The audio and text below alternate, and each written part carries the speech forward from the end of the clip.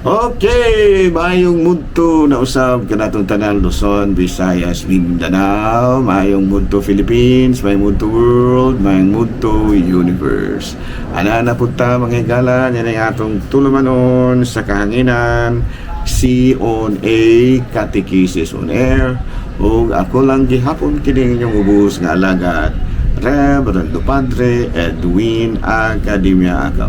Abino adlaw na usab karon nga unsa man tarong adlaw. Adlaw karon nga unsa man? Adlaw karon nga Lunes.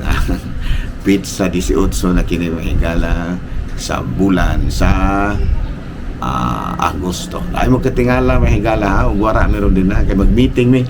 Karong alas 2 pa hinuon na mong meeting alas 2:30 pero niya na mis dumagiti kay labi na namong mga lagyo ako 82 kilometros pabaya ako gikas Dumaguete ayungon pabaya ko so muna nga karon diha na mis Dumaguete ang uban pod naghinay-hinay nagpadailos kabalo mo usay padailos may gala ka na ba magpa-slide ra ka ba magpa-slide kana ba gikan ka sa tugbungon ba tugbungon o niya magsakay ra kag palwa magpadailos ra ka magpadailos ra kas bakilidin nga ano sa wala nga nahanay-hinay na tagpadailos deres lunsod no kay sa naning naman tay mga buluhaton ayan no nala no may muto na kanatong tanan o nagidaot kita nga na kitang tanan sa kapiskay sa panlawas adlaw karon nga Lunes tibuok kalibutan. Salamat po ta mga higala nga walay mga main weather disturbances karon no okay kayo na mga higala. Abi no, padayon ta mga higala sa tuwa nga mga buhatonon ni ini kabuntuhon. Abi no ari kita sa atong saint of the day, atong santo karon mga higala, Pizza 18.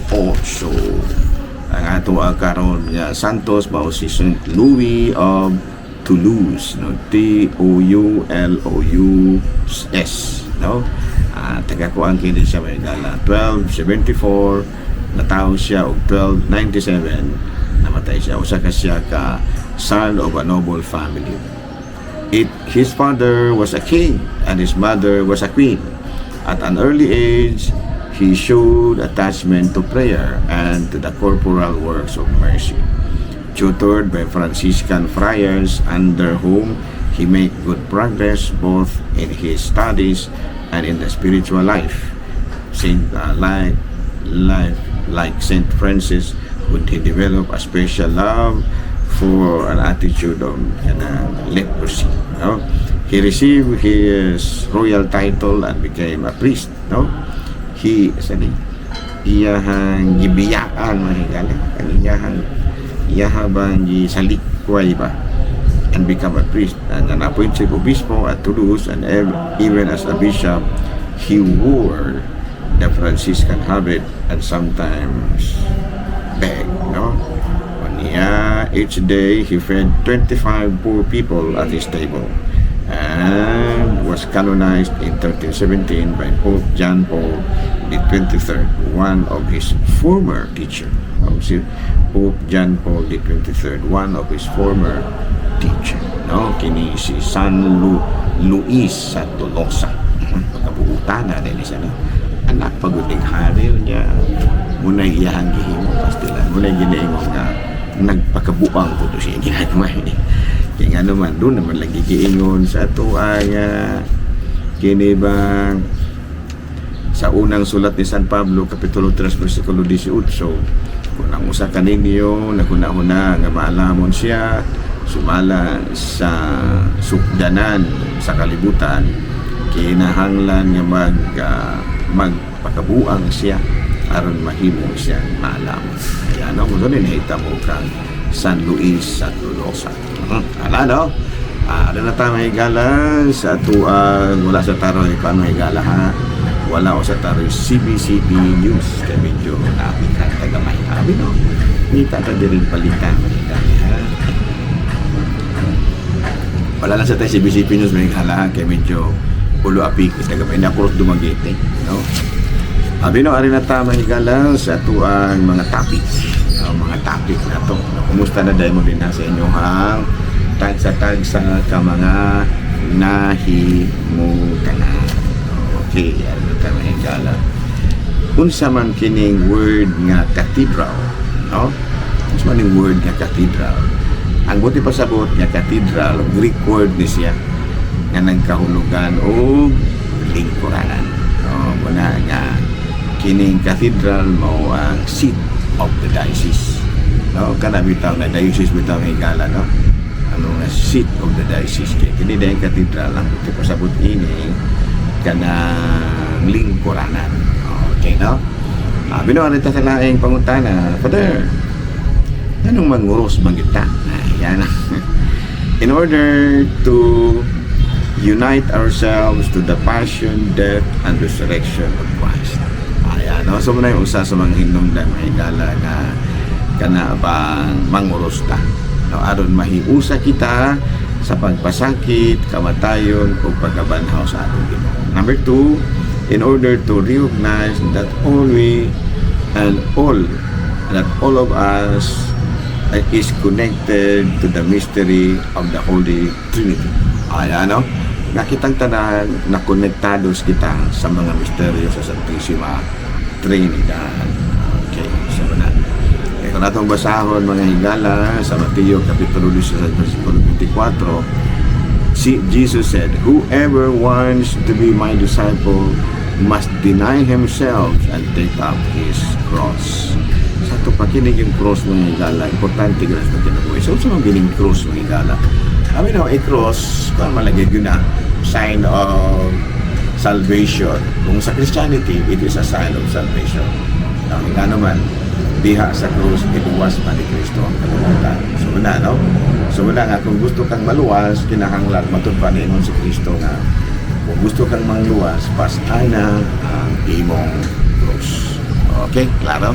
Alari kita sa laing pangutana ng higala.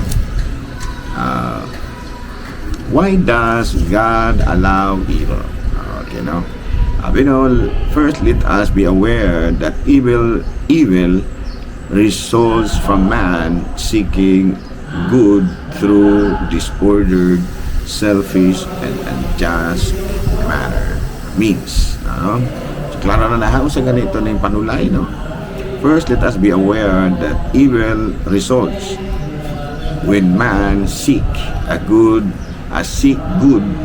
through disordered, selfish, and unjust means. Ato pa, di na ito malimtan nga panulay, mahitabo ka na, no? Ang daotang buhat, mahitabo ka na kung ang usa ka tawo mangitag maayo gikan sa buhat nga dautan, kahakog, ug matud pa dili makiangayon.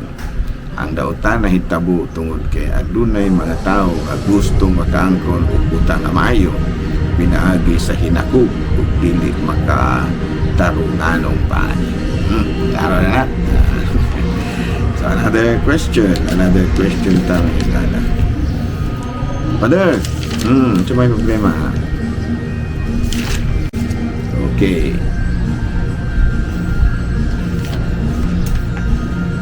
Sa marumisi kami higala mo naman dayang. Okay, another question. The last na ni higala. Last na rin. Okay, another question ta. Okay, nagkadali sa ito ang notes ni higala, no? So, bueno, ato din nga kumustahon din, no? Si Bishop Glenn, no? Atong higala nga nakaroon din sa Diocese of Ipil. No, kumusta naman ka din ha, Bishop? No, ngako ko din kumustahon nga ako ang igagaw, no? Ang igagaw gawiks. Ang akong gawiks may higala Simon Senior, kanang Christian Durango. Okay. Dautan ba pader kung mamalikas ta? Wala mo tawag na ito nagdautan kay imbis mo sangpat kasi Ginoo lain naman o imong gibutan, no? Sa Efeso Kapitulo 4 versikulo 29, ayaw kamo paggamit og mga daotang pulong, dili ang makatabang lamang makayo sa mamati. Ayan, no? Sa ito pa, dili kita mamalikas. Okay, no? Mga kind words na gining atuan. Padahal pwede na ba nga mutuo na tayo ni Kristo pero dili na ta manimba, no? Pwede kayo, at least nituo ka, pero mas maayo yung musimba.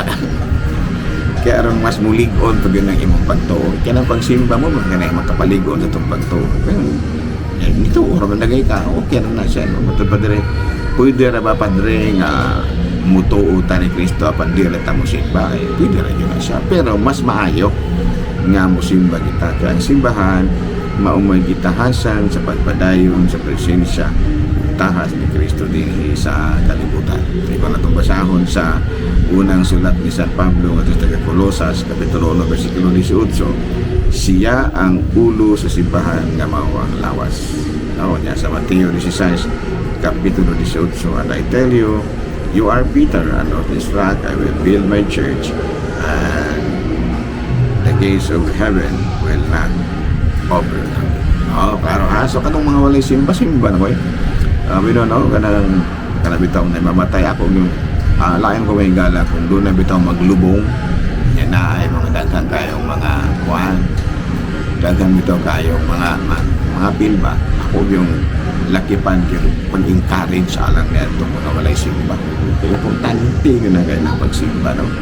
Doon na rin ng utana pa din, pwede na ba nga mutuo rata ni Kristo di rata pwede mo simba? Pwede rin ganaw. Pabuto na ako, ginito o maka ni Kristo, pero sa ako na ginaingon, mas maayo nga mo simba kita. Okay na doon, nabaya po kayo labi na Domingo, doon na kayo nalapas nga anak. Doon na kayo nalapas ana nga kasuguan. Sa mga kasuguan, si kasuguan na, balaana ang adlaw nga papahuway. Ayan, no? So, yun mo nang adlaw nga laim mga Sabadista, Sabado sila mamahuway. Okay na po na. Nga kita, Domingo man, so wala po na problema. Ang problema lang, o kana bisag ba Domingo o Sabado, di mo ka mapahuway, magsigir ka buhat o magsigir ka kanabang trabaho na sa iyong buluhan to, hindi pa ko ka musimba. Para na ako, wala naman yung problema siguro, hindi lang lang tayo, makadungog magukusahay, may higala na mamugos gining mga taga-Sabadista na Sabado gilagi ko no ang inugsimba. Yan ano. Mugos man mo total magsimba ra maghihapon mi. So ako dili ko particular sa mga iyon na ako ang simba ra gyud ka no. Musimba kag Domingo, musimba kag Sabado, okay na. Ano dili lang ta maglalis ka man na. Ang importante nga musimba gyud. Ora no. Nasahay mga Sabadista sa mangugat gyud sila nga dili. Sabado gyud na. Ay na lang pag-ugat kay mag-away pa hinoon ta dili na mawala itong pagka-Kristiyano sa dahil na good may og kanang madomingo may manimba total kamo o manimba po mo Sabado dili raman pod mi. Ang importante nga simba ra ka kaya ano muna siya muna gitawag na itong ecumenism. Wala ray sa waya na importante nga nito na tao pero din nila sa tao ang higala ha kay medyo ni Apakos ko nagbiyahe pa mi karon taon magbiyahe pa mi kami si Padre Kuan Boy Sagon kami si Father Boy dili di may higala dili di ni uli na dai si Father Sagon ako karon pa kung taon mo Martes man taron Martes Lunes pa dili for Martes Lunes pa ron no ugma pa dahil dili dahil makakuyo o pauli ni Juan Padre Sagon kay kanang gabi naman ugma na lang magbuntag mga adlawan ko si Padre ni uli naman no? So din nila sa takutob ha ako rin gihapon kini yung ubos nga alagad Reverendo Padre Edwin Academia Cab manamirit usab kaninyo o manalangin kaninyo ang Diyos magkagamos sa lahat Anak Espiritu Santo Amen. Good noon Pilipinas.